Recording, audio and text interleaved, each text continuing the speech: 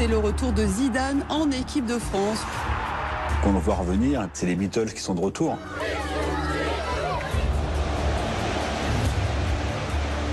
Raymond Domenech est convoqué par les joueurs.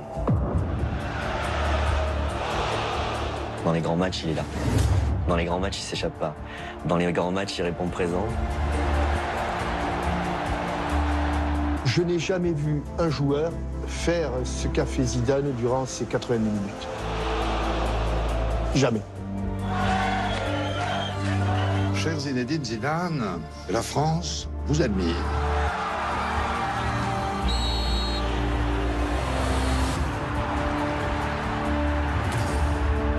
Pour lui, c'est normal.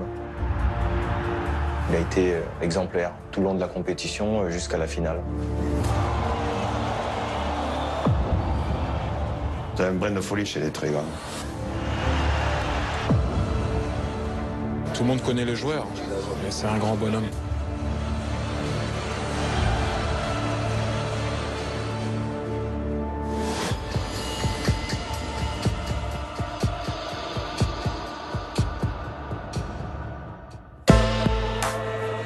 10 juillet 2006, lendemain de finale de Coupe du Monde. Malgré la défaite au tir au but contre l'Italie, malgré le coup de tête de Zinedine Zidane, des milliers de personnes sont venues rendre un hommage appuyé aux Bleus et à leur capitaine. L'instant est empreint d'émotion. Voici la dernière apparition publique de Zidane comme joueur de football. Il vient de disputer son ultime match devant 2 milliards de téléspectateurs. Le Mondial 2006, l'épilogue d'une carrière au sommet et d'un retour en équipe de France long de quelques mois à peine, mais riche en rebondissements.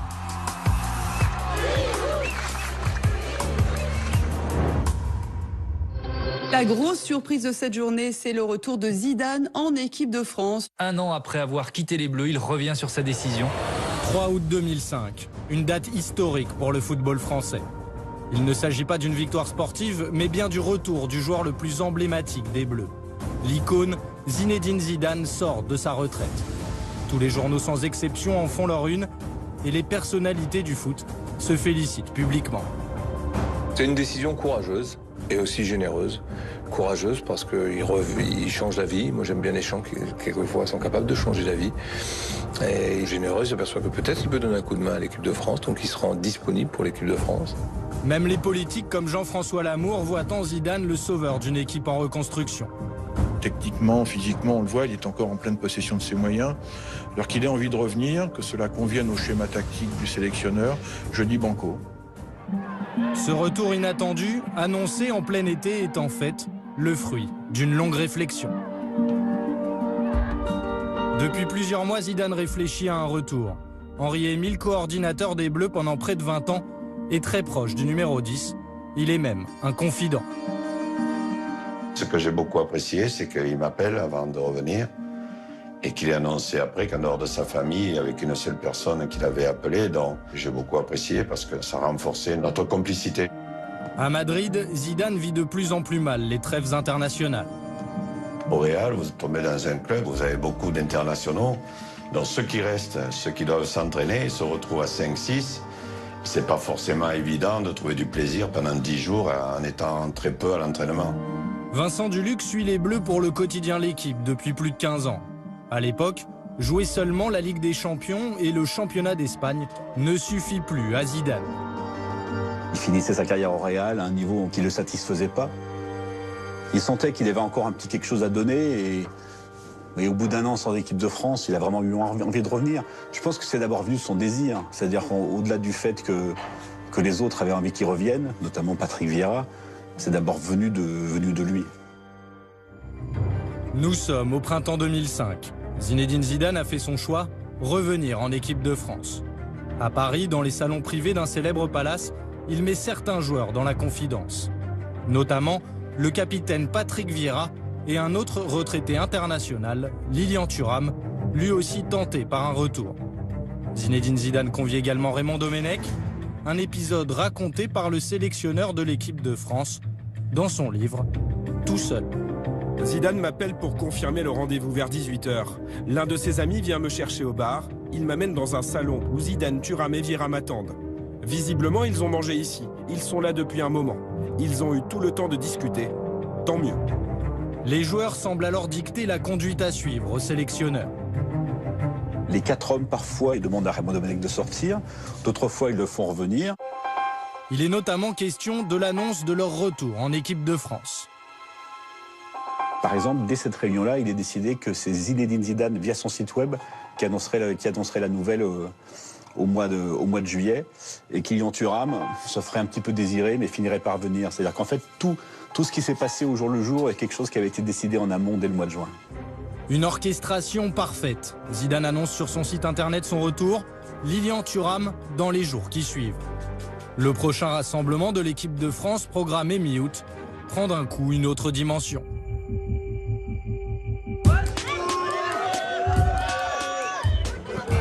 Au cœur de l'été, c'est par une porte dérobée que Zinedine Zidane retrouve les Bleus. À l'occasion de ce match contre la Côte d'Ivoire, difficile pour lui d'avoir un moment de tranquillité. Zidane est poursuivi par les fans et par les caméras. Tous veulent connaître son sentiment au moment de revenir chez les Bleus. Je pense que ça me fera quelque chose de particulier demain quand je mettrai le maillot avec le coq. Oui. Demain, ce sera le 17 août. Et le 17 août, c'est il y a 11 ans de ça. C'est la fois où j'avais mis la première fois le maillot de l'équipe de France. Donc forcément, je vais retrouver cette équipe avec encore un peu plus d'émotion. Sa seule présence donne du faste à un match amical ordinaire. Car en plus, Zidane ne revient pas seul. L'équipe de France peut compter sur les services de Lilian Thuram et Claude Makélélé, eux aussi, sortis de leur retraite. Quand on le voit revenir, c'est les Beatles qui sont de retour. La Ligue sollicitait des clubs pour prendre des billets pour essayer de remplir le stade. L'annonce de son retour a fait qu'il n'y avait plus une seule place et tout le monde cherchait des places.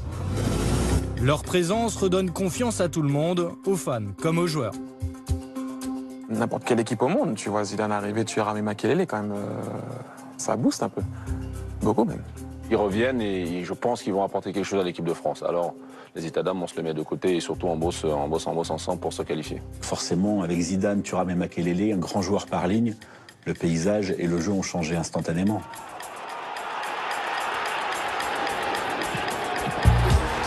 Face à une concurrence en rodage, sans forcément chercher à se faire mal, Zidane s'évalue. Premier match et premier succès. Comme un symbole, la France l'emporte 3-0. Zizou est en reconquête et sa rage de vaincre est contagieuse. C'est le début du renouveau des Bleus. La France, mal embarquée dans les qualifications, se relance sportivement et décroche sa place pour la Coupe du Monde 2006. Le changement porte un nom, Zinedine Zidane.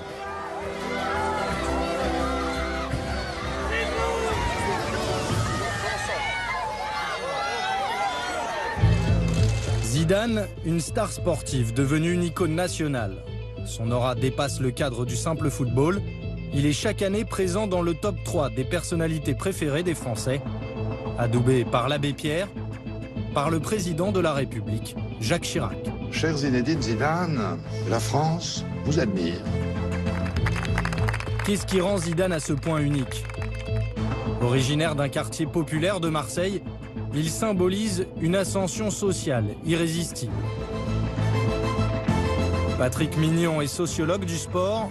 Zidane incarne aux yeux des Français la réussite. La figure de Zidane, c'est la figure du cheminement idéal. C'est-à-dire que c'est pas seulement quelqu'un qui réussit parce qu'il est bon au sport, mais c'est aussi quelqu'un qui réussit parce que son milieu lui a appris les valeurs de discipline personnelle, les valeurs d'écoute. Donc à ce titre-là, Zidane a pris cette figure de l'intégration réussie. Et son retour en équipe de France renforce son image auprès du grand public. À quelques mois de la Coupe du Monde, il devient même l'objet d'un film projeté au Festival de Cannes. 17 caméras haute définition captent ses moindres faits et gestes. Zidane est filmé sous tous les angles par des caméramans ayant évolué avec les plus grands, comme Martin Scorsese ou Pedro Almodovar. Celui qui se regarde, il aura l'impression d'être quelque part Un petit peu, pas dire, mais en train de jouer, quoi. Une œuvre unique pour un homme unique. Zidane est un tel personnage. Il est bien plus qu'un footballeur pour beaucoup de monde. Vámonos, chicos.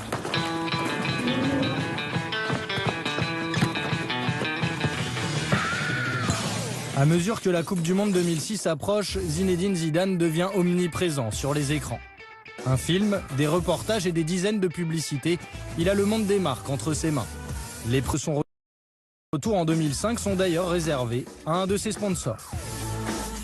Retrouvez en exclusivité mondiale les déclarations de Zinedine Zidane en touche 2. Comme je l'ai toujours dit, l'équipe de France a toujours été la chose la plus importante qui soit arrivée. Orange, Danone, Canal Satellite, Adidas ou encore Audi se sont associés à lui pour un total, selon l'Express, de 8,6 millions d'euros de contrats publicitaires.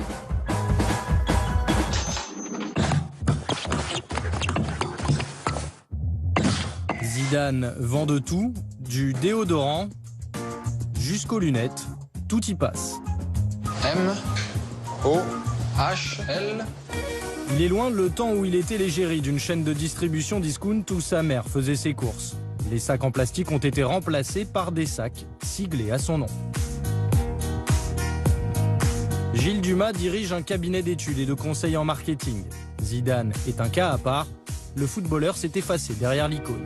Zidane a une carrière publicitaire extrêmement surprenante. On sent qu'il y a eu une orchestration de cette image derrière après des débuts un peu flous, justement, où on passait un peu d'une marque à l'autre. Ça a contribué à faire sortir Zidane de son rôle de footballeur. Que Zidane évite la politique ou les sujets de société n'est pas pour déplaire aux annonceurs qui redoutent la controverse. Sa parole est plutôt légère, il parle peu, on l'entend pas souvent. Zidane avait une qualité forte, c'est qu'il avait le charisme des silencieux. Il possède cette particularité, ce silence éloquent où chacun puise au gré de son interprétation ce qu'il veut bien y trouver.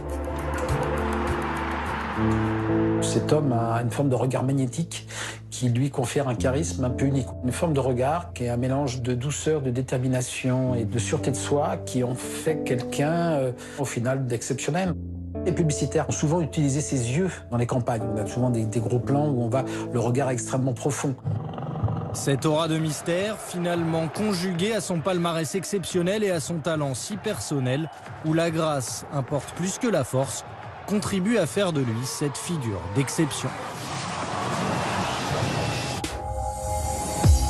De son retour en 2005 à la finale de la Coupe du Monde en 2006, Zinedine Zidane, véritable icône du foot mondial, prouve qu'il est bien le guide de cette équipe de France, sur le terrain et en dehors.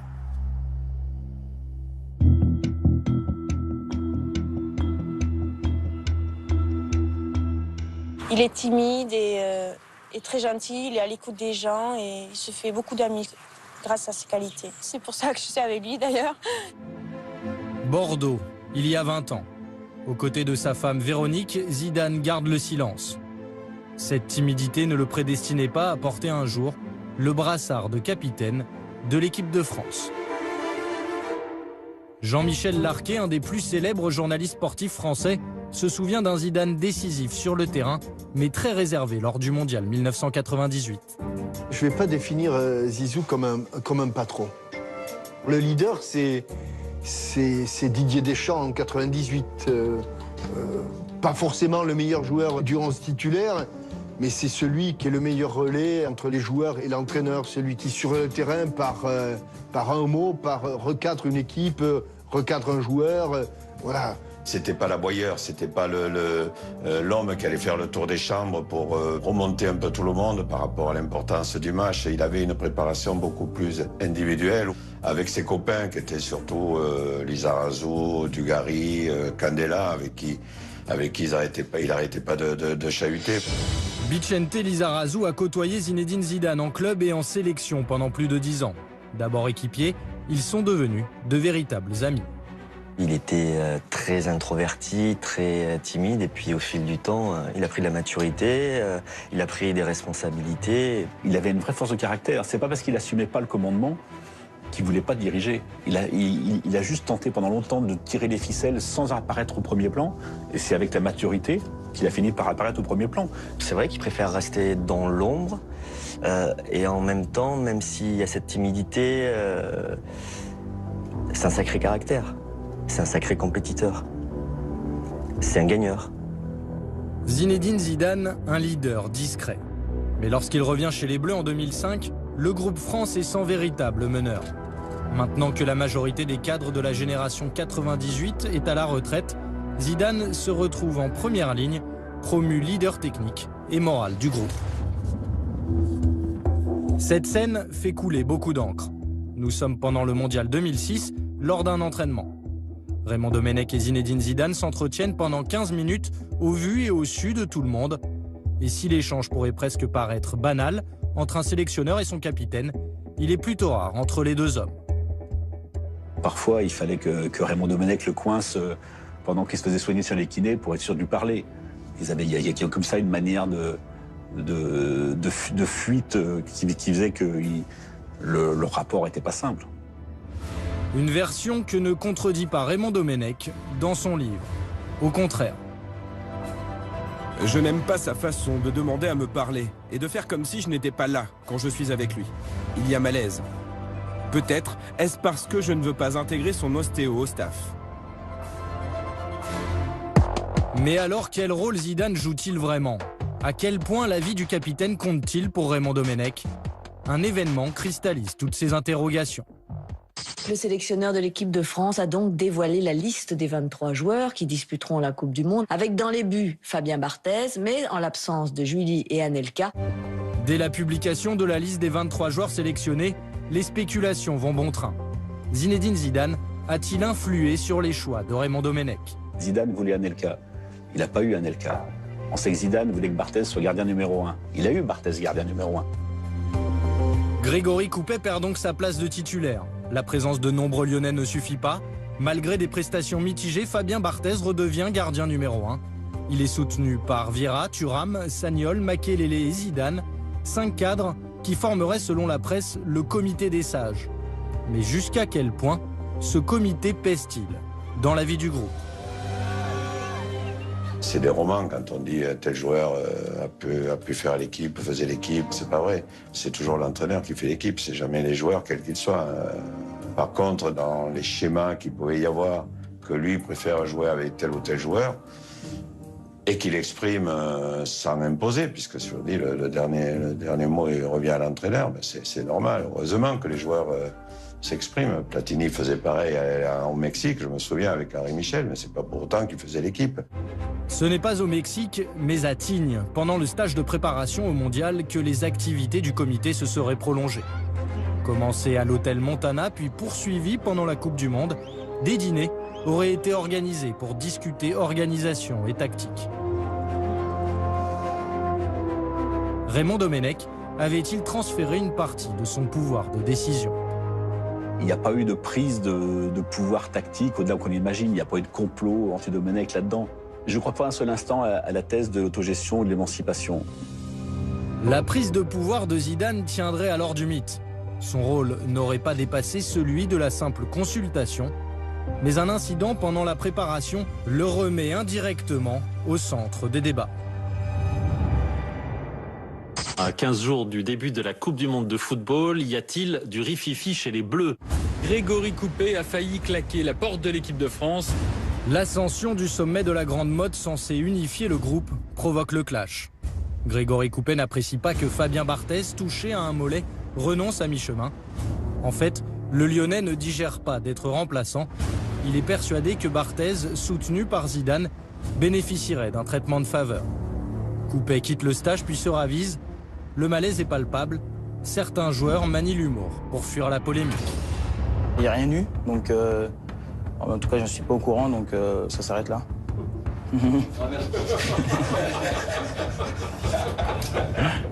On peut la refaire? C'est parfait pour moi, hein. Je vous redis les mêmes mots. L'incident perturbe l'équilibre du groupe. Raymond Domenech doit s'expliquer face à la presse. On a eu un incident, effectivement. Grégory Coupet, à un moment, a craqué. C'est réglé pour nous, l'incident est clos. Maintenant, on peut parler de l'équipe de France. Le choix de Barthez comme numéro 1 et par conséquent l'influence de Zidane sont à nouveau discutés. Le capitaine, lui, ne s'exprimera jamais sur le sujet. Il est focalisé sur le terrain. Détendu, rigolard, l'image d'un Zidane qu'on avait un peu oublié. L'influence de Zinedine Zidane est véritable. Sa joie communicative auprès de ses partenaires. Quand tu pars à l'étranger, je pense que c'était le cas pour tous les autres joueurs aussi qui étaient à l'étranger, tu as le plaisir de te retrouver en équipe de France. Pour nous, jouer en équipe de France, oui, c'était un plaisir, parce que c'était aussi l'occasion de se retrouver. Le retour de Zidane donne une nouvelle impulsion à l'équipe de France. Par son attitude, il fédère un groupe partagé entre la nouvelle génération et la vieille garde. Symbole de son rôle protecteur, sa relation avec Franck Ribéry, appelé de dernière minute et adoubé devant micros et caméras par Zidane en personne. C'est quelqu'un qui calcule pas, qui essaye de jouer comme... il se pose pas de questions, il est très fort, quoi, et ça se voit, et puis voilà.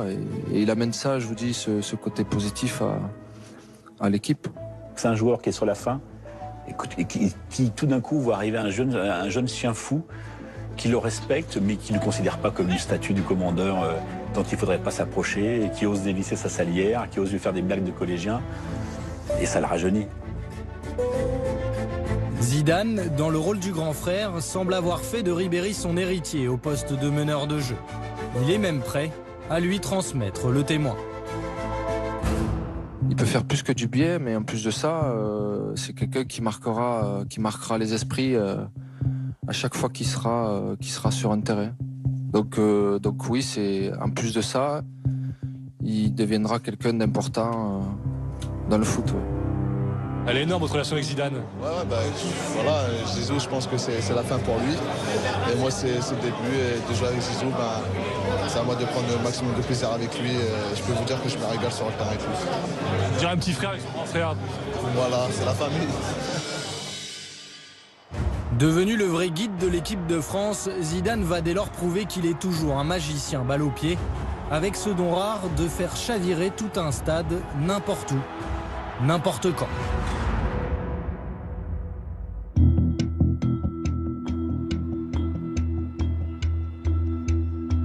Et si c'était le plus grand match de la carrière de Zinedine Zidane? 1er juillet 2006, quart de finale de la Coupe du Monde contre le Brésil. Le capitaine offre le but décisif à Thierry Henry. En 90 minutes, il justifie sa réputation de footballeur de génie. C'est la marque des artistes par rapport à des grands joueurs. Les grands joueurs, ils récitent à la perfection leur rôle. Et puis il y a les artistes qui créent. Zidane invente ces gestes qui font sa légende. Dans les grands matchs, il est là. Dans les grands matchs, il s'échappe pas. Dans les grands matchs, il répond présent. Plus la retraite approche, plus Zidane semble fort. Comme si le capitaine retrouvait une seconde jeunesse. Et pourtant, les mois précédents, l'équipe de France et son capitaine n'emballent pas les spécialistes. Zidane sort de 2 saisons moyennes. Face aux interrogations sur son âge de 34 ans notamment, il semble imperturbable. Quand vous avez l'état d'esprit, quand vous avez l'envie, quelquefois, c'est pas forcément le plus important de s'être entraîné longtemps ou avoir joué beaucoup.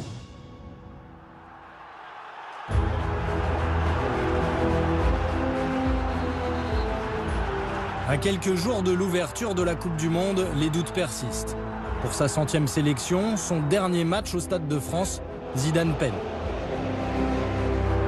Tout le monde s'inquiète de la montée en puissance du numéro 10.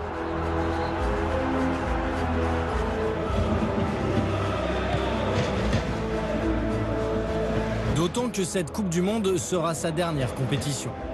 Il le confirme le 30 avril 2006. Désormais, Zinedine Zidane n'a qu'une obsession, marquer la Coupe du Monde de son empreinte. Tout est tourné pour lui vers la préparation athlétique, physique, psychologique de la Coupe du Monde. Le reste, soit ça ne l'intéresse pas beaucoup, soit il n'a plus les ressources physiques et mentales de disputer une saison entière avec une équipe du niveau du Real. Loin des critiques et des doutes, sa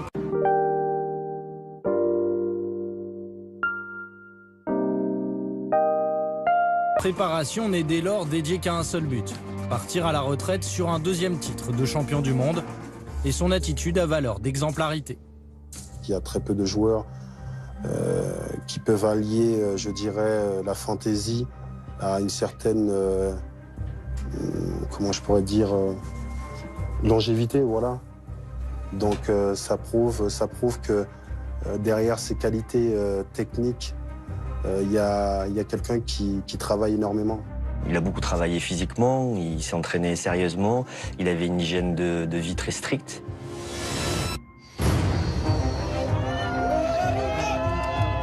Lorsque les Bleus débarquent en Allemagne, tout le monde comprend que Zinedine Zidane vit ses dernières émotions de footballeur.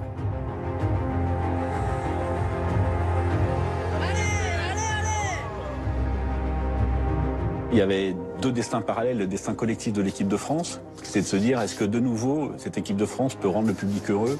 Est-ce que l'histoire qu'on a vécue en 98 et en 2000 peut recommencer? Puis il y avait à la fois parallèlement ce destin individuel, c'est-à-dire qu'est-ce que Zinedine Zidane est footballeur pour un jour encore, ou pour 4 jours, ou pour 8 jours. Il y a une espèce comme ça de suspense parallèle qui donnait une atmosphère particulière. Mais le scepticisme ambiant atteint son paroxysme à l'issue du premier tour. Alors que la France se qualifie in extremis pour les huitièmes de finale, certains médias osent poser cette question. Et si c'était mieux sans Zidane? Même s'il joue à 50%, c'est toujours plus que 100% des autres. Ensuite, même s'il joue à 50%, il continue d'être un leader pour les autres et de permettre aux autres de donner plus que 100%. Puis ensuite, c'est Zidane, voilà, il a une influence qui fait que sur l'équipe se conduit forcément différemment quand il est là. Pourquoi une telle confiance? Parce que Zidane répond présent dans les grandes compétitions.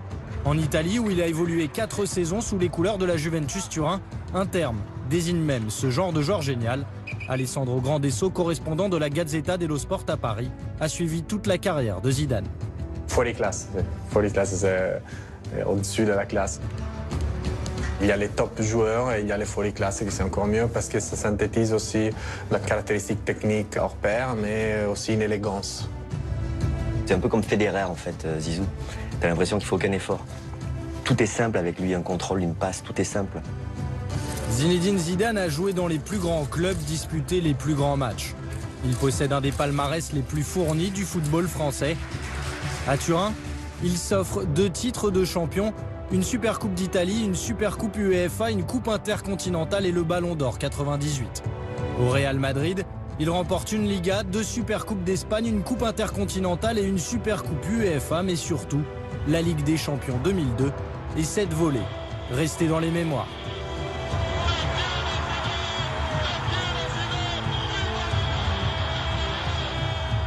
Pablo Polo Santias, journaliste à Marca, repense régulièrement à ce geste unique. On le voit tous les jours encore à Bernabéu, chaque fois avant le match. Il se passe une vidéo avec le but plus important du Real Madrid et il manque pas toujours. Il est toujours là, la volée de Zidane et le président qui regarde sur la tribune. C'est comme quelque chose qui est déjà un classico de Bernabéu, le but de Zidane. Le Mondial 2006 doit venir parachever une carrière exceptionnelle, élever Zidane au rang de mythe du football mondial avec un 2e titre de champion du monde. Mais sur la route de la France, il y a l'Espagne en 8e de finale. La presse ibérique fait ses gros titres sur une équipe de France trop vieille. Elle se délecte d'expédier un Zidane vieillissant à la retraite. Il est une bénédiction pour tous ceux qui l'ont eu. Pour vous, pour nous, pour moi qui suis des Real Madrid. Mais ce qui est dommage, c'est qu'il se fait vieux. Il est très bon, mais demain, il prend sa retraite. Zidane s'en va, c'est son dernier match, son ultime partie. Quand on leur a traduit que, ça y est, pour les Espagnols, c'était le jubilé de Zizou, ça a été une très très bonne préparation. Après un premier tour difficile, cette polémique gonfle l'orgueil des Français. C'est bon pour leur confiance, je sais pas, peut-être que c'est leur motivation, mais bon, nous aussi on est très contents de jouer les Espagnols, donc après, la vérité sera sur le terrain. Il n'y a toujours pas de provoque là, sur les France-Espagne. dérange pas.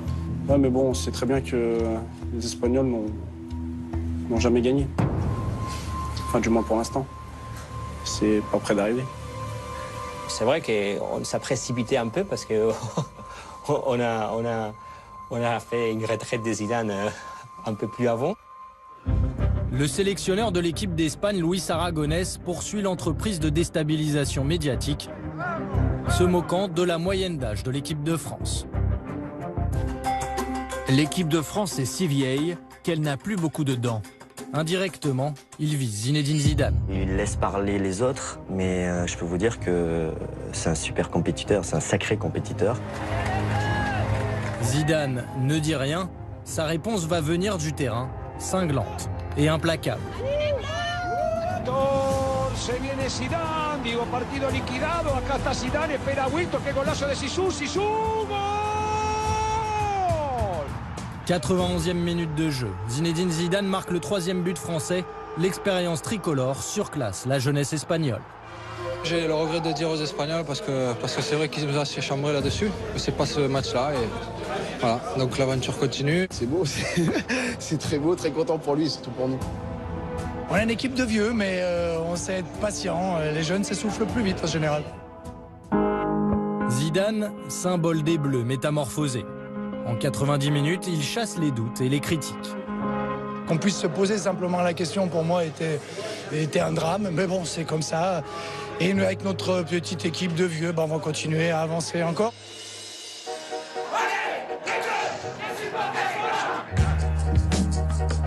Ses exploits contre l'Espagne ne sont que les prémices de son chef-d'œuvre.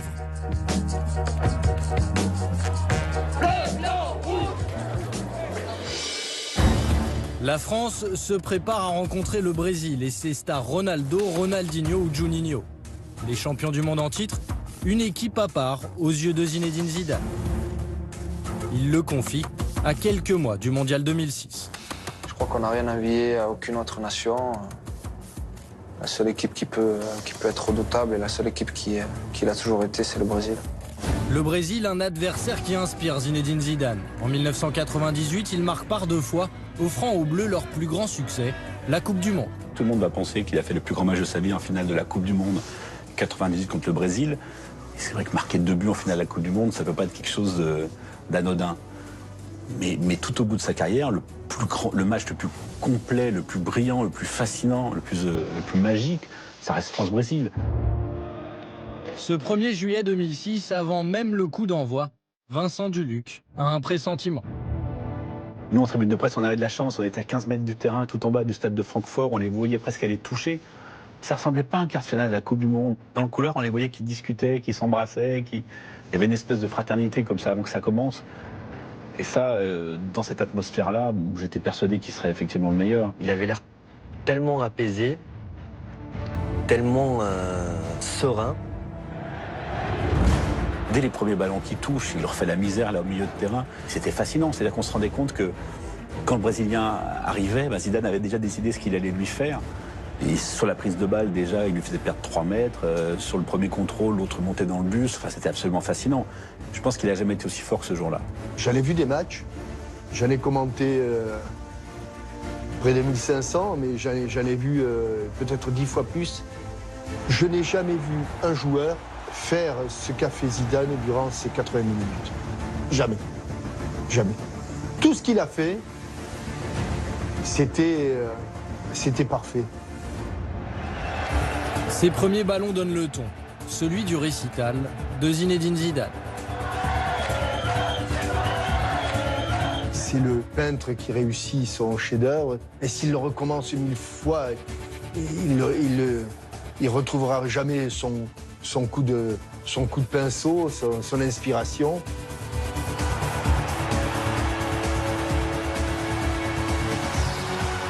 Les Bleus gagnent grâce à un but de Thierry Henry. Passe décisive, Zinedine Zidane. Ils sont en demi-finale de la Coupe du Monde. En 90 minutes, la France bascule dans la folie. Les scènes de liesse rappellent celles de l'été 1998. Une chanson à la gloire du capitaine tourne même en boucle à la radio ou dans les cafés. Zidane,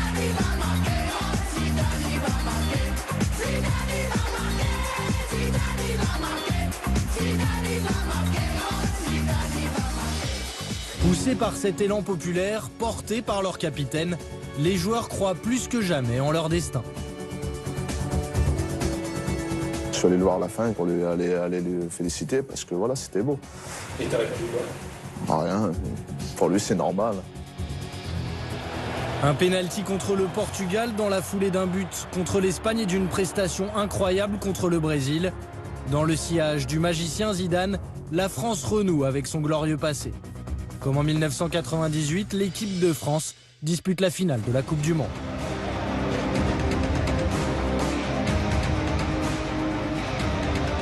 Et comme en 1998, Zinedine Zidane marque l'histoire de cette finale.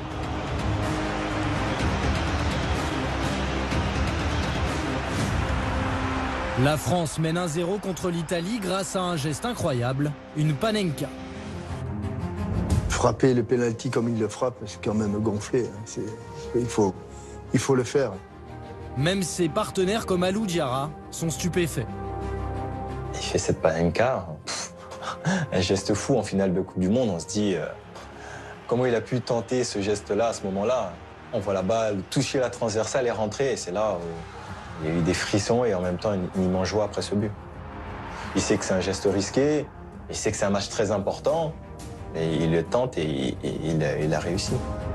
Roland Courbis a entraîné Zinedine Zidane à Bordeaux.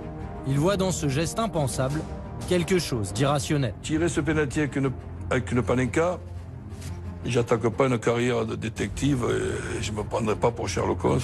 Mais c'est pour moi la démonstration que Zizou, ce soir-là, est dans un état second. Zidane restera dans l'histoire du football pour son élégance balle au pied, mais aussi pour son côté imprévisible, voire impulsif. «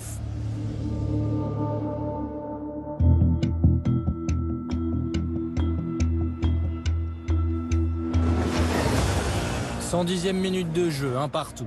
Materazzi est à terre, les Italiens et leurs gardiens de but sont fous de rage et en appellent à l'arbitre de touche.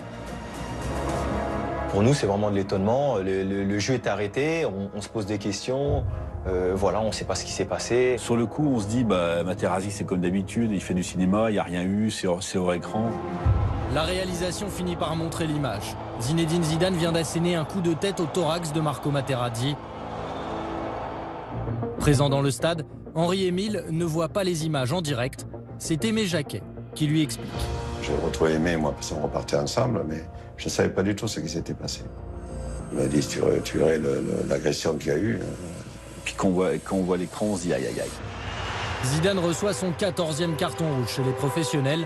Il termine sa carrière sur une expulsion. Sur le terrain, c'est l'incompréhension. On est outré par la décision arbitrale parce qu'on ne comprend pas en fait. Voilà, il y a un manque d'information. On pense que la décision arbitrale est démesurée. C'est une énorme catastrophe de perdre Zizou à ce moment-là dans un match comme celui-ci.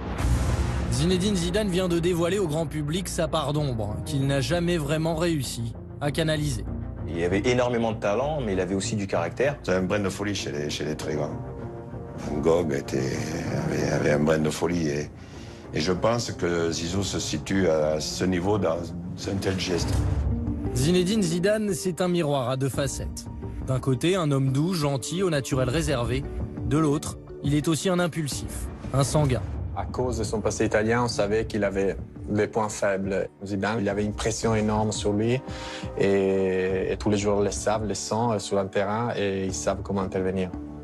En particulier Materazzi. Materazzi, on sait que c'est un provocateur né. Il l'a déjà fait auparavant en Serie A. Sior Materazzi avait bien choisi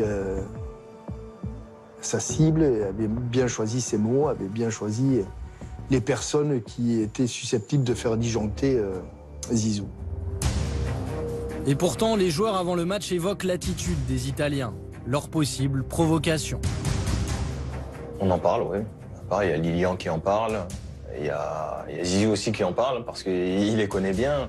Rester serein, pas rentrer dans la provocation, rester focalisé sur le match, rester concentré. Insolent de facilité sur un terrain, Zidane pousse ses adversaires à commettre des fautes. Souvent harcelé ou provoqué, parfois il réagit. L'objectif de cette équipe adversaire, c'est de Zidane ne touche pas la balle. Et voilà, s'il faut faire faute, on fait faute.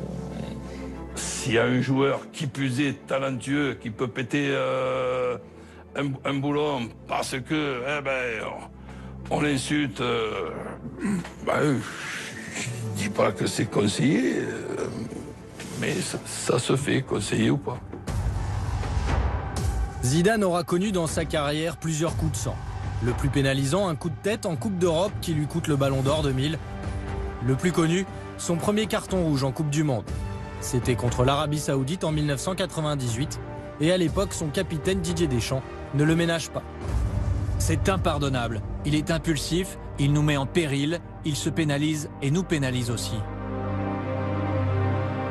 En 2006, l'implication sportive est encore plus grande. Quelques minutes après l'expulsion de Zidane, la France perd la finale de la Coupe du Monde au tir au but. Comment le vestiaire réagit-il?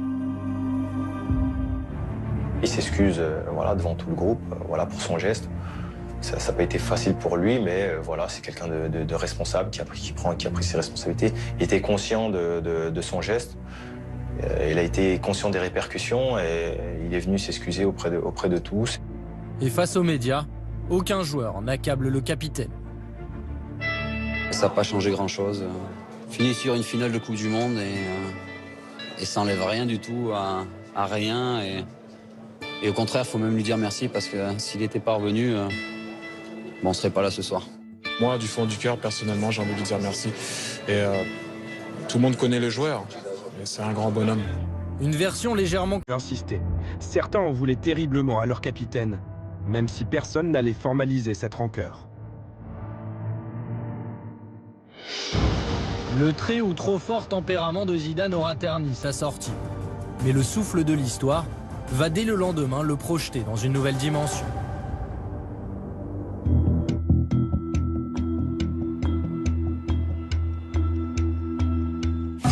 L'emballement est à la mesure du poids de Zinedine Zidane, gigantesque. En Angleterre, qu'est-ce qui a bien pu passer par la tête de Zinedine Zidane? Au Brésil, malgré son agression, Zinedine Zidane a été élu meilleur joueur du tournoi par la FIFA. Aux États-Unis, on ne pouvait pas imaginer une conclusion plus dramatique que ce coup de tête en finale de Coupe du Monde. Et bien sûr en Italie. La France essaie de faire porter le chapeau à Zidane. Le monde entier ne parle que de cela.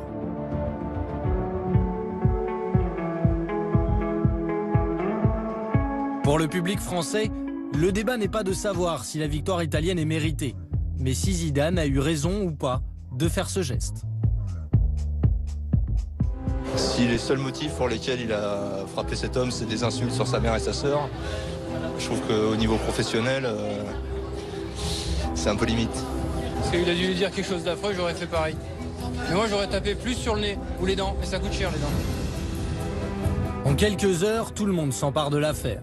Le débat n'est plus seulement sportif, il devient moral. Zidane a valeur d'exemple pour les jeunes du monde entier. Mais qu'ont-ils retenu hier soir de la prestation du capitaine de l'équipe de France?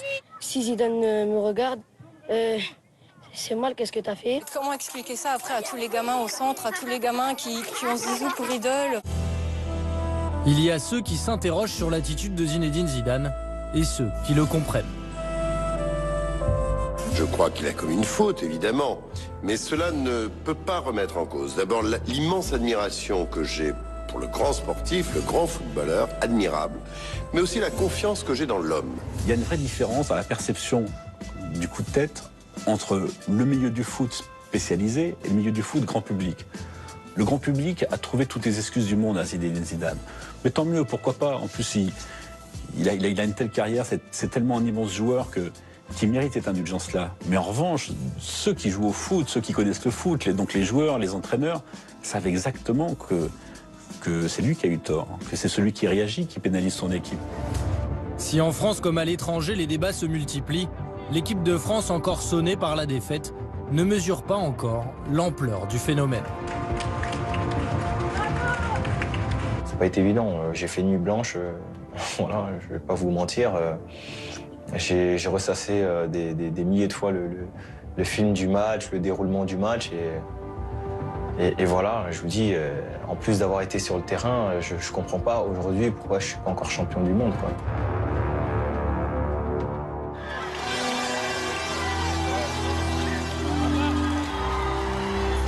Dès le lendemain de cette défaite, les Bleus ont les honneurs de l'Elysée. Face à l'homme le plus controversé du moment, le président de la République donne lui aussi son avis. Et il est, on ne peut plus clair. Cher Zinedine Zidane, ce que je veux vous dire, au moment le plus intense peut-être, un moment dur de votre carrière, c'est l'admiration. Et c'est l'affection de la nation tout entière, son respect aussi. Une déclaration forte au nom de tous les Français, mais qui ne stoppe pas le phénomène. Une chanson, des jeux qui permettent aux internautes de mimer le geste de Zidane, des parodies sur les télévisions du monde entier.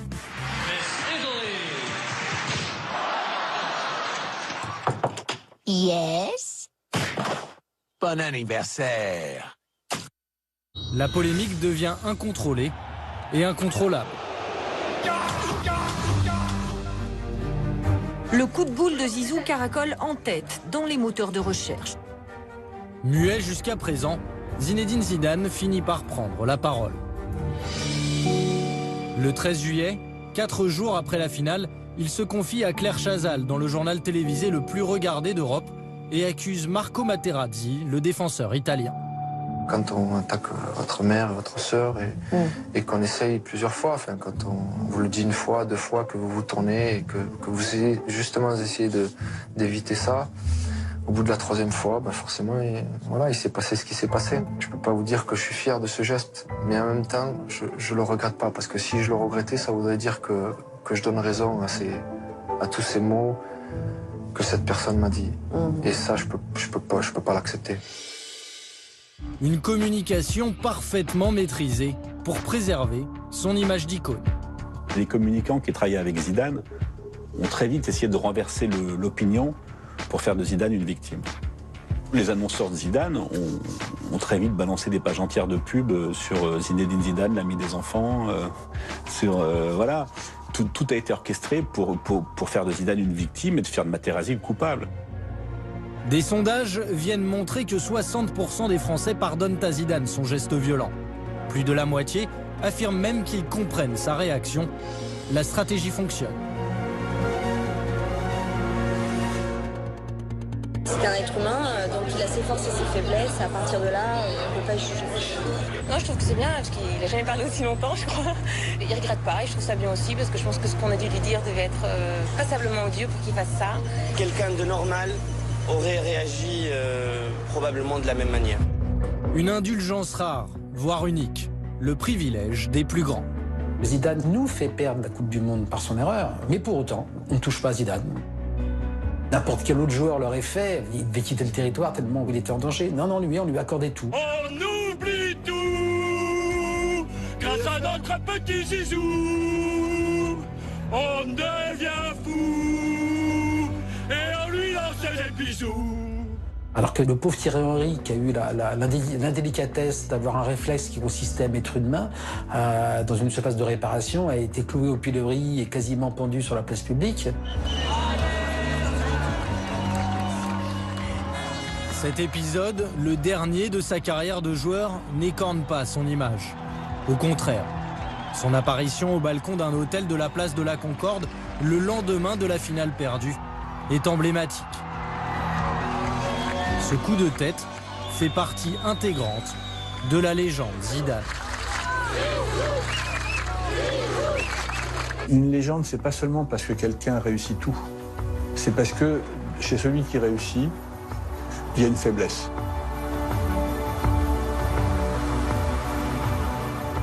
Les mythologies vont beaucoup concerner ces espèces de demi-dieux.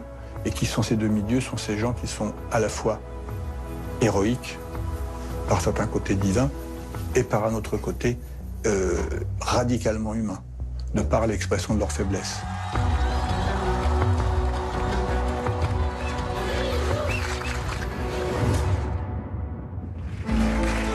Près de 10 ans se sont écoulés depuis le départ de Zinedine Zidane 10 années pendant lesquelles la France s'est en vain chercher un successeur.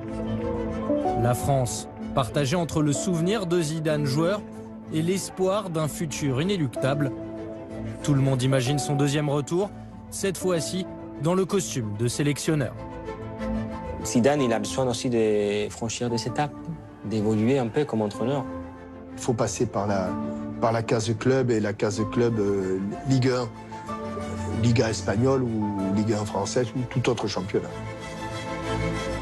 Le destin de Zinedine Zidane et celui des Bleus semblent liés à tout jamais. Il y aura Zidane, ouais, comme sélectionneur, c'est logique. Ça c'est pas